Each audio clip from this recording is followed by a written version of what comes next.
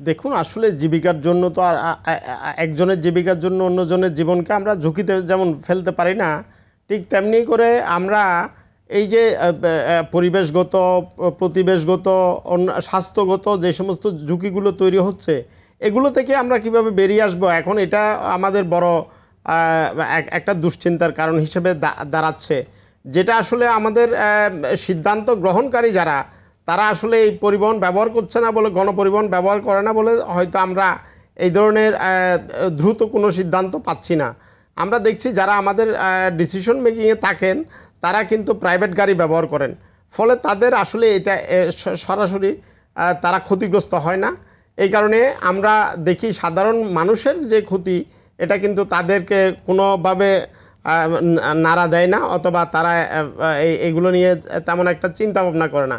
যদি চিন্তা হতো, যখন 2015 সাল থেকে আমরা সোচ স্বীকার করে আসছিলাম, পত্রপত্রিকার লেখালেখি হচ্ছিল, গণমাধ্যমগুলোতে টক শো, টেলিভিশনগুলোতে আলাপ আলোচনা হচ্ছিল, তখন থেকে যদি একটা লাগাম লাগানো যেত, তাহলে কিন্তু আমরা এই ধরনের একটা বড় ধরনের সংকটে এখন যেটা পড়েছি, এই ধরনের সংকট তৈরি হতো না। আমরা এখন ইতিমধ্যে দেখতে পাচ্ছি এই যে আমাদের স্বাস্থ্য খাতে যে ধরনের একটা বড় ধরনের চাপ তৈরি হয়েছে, এবং বাসগুলোর যেভাবে নেটওয়ার্ক ভেঙে পড়ছে, এটার জন্য কিন্তু আসলে বাস মালিক সমিতিকেও আমরা কিন্তু কোনো ধরনের সোচ স্বীকার করতে শুনছি না।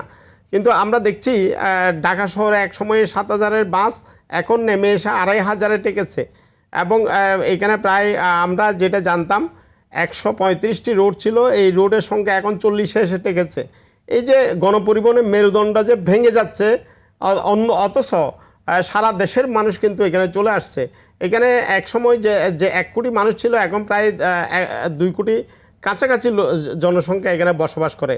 এই যেই শহরে 2 কোটি মানুষ বসবাস করে, সেখানে মাত্র একটি মেট্রো দিয়ে কিন্তু আমরা যাতায়াত করতে পারি না। আপনি নিশ্চয়ই জানেন, আমরা একটা সময় দীর্ঘদিন যাবৎ দাবি তুলেছিলাম, আমাদের এমপি, মন্ত্রী এবং সচিবরা অন্ততপক্ষে প্রতি মাসে একবার হলেও তারা তাদের ব্যক্তিগত গাড়ি রেখে গণপরিবহনগুলো, এই রাজধানী গণপরিবহনগুলো ব্যবহার করবে, এই দাবি তুলেছিলাম। এখন আমরা নতুনভাবে আরেকটা দাবি তুলছি, পরিবহন মন্ত্রণালয়, বিআরটিএ, বিআরটিসি সহ যে সমস্ত টেকনিক্যাল এই যে ট্রান্সপোর্ট রিলেটেড প্রতিষ্ঠানগুলো, এখানে কিন্তু আমলাদের পরিবর্তে এখন কারিগরি লোকজন এগুলো পরিচালনা করবে। এই দাবি নিয়ে কিন্তু আমরা সামনে এই দাবি অবশ্যই তুলব। কারণ আমরা যেখানে দেখতে পাচ্ছি আমলাদের দিয়ে এই সমস্ত পরিবহন সেক্টর পরিচালনা করতে গিয়ে আমরা আসলে একটা জগাখিচুড়ির অবস্থায় পড়ে গেছি, এবং এখান থেকে কোনোভাবে বেরোতে পারছি না।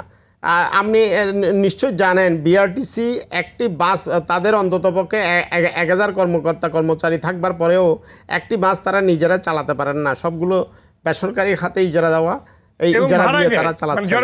এখন আমরা যেটা শঙ্কা বোধ করছি, সরকার যে 1400 বাস আনছে, এটা যদি আমরা বলেছিলাম পিপিপির মধ্য দিয়ে বেসরকারি হাতে ছেড়ে দেওয়া হোক এবং কোম্পানি ভিত্তিক পরিচালনা করা হোক, এটা যদি বিআরটিসির হাতে যায়, তাহলে কিন্তু আমরা আরেক দফা সংকটে পড়ব বলে আমরা শঙ্কা বোধ করছি। সরকার নিশ্চয়ই এই বিষয়টি আমলে নেবেন এবং এই বাসগুলোকে ডেডিকেটেড চালানোর ব্যবস্থা করবেন, মেট্রোর মতো র্যাপিড পাস দিয়ে এখানে যাতে যাত্রীরা ভ্রমণ করতে পারে, এটা যাতে নিশ্চিত করা হয়। আমি আপনার মাধ্যমে এই দাবিটি সরকারের কাছে রাখবো।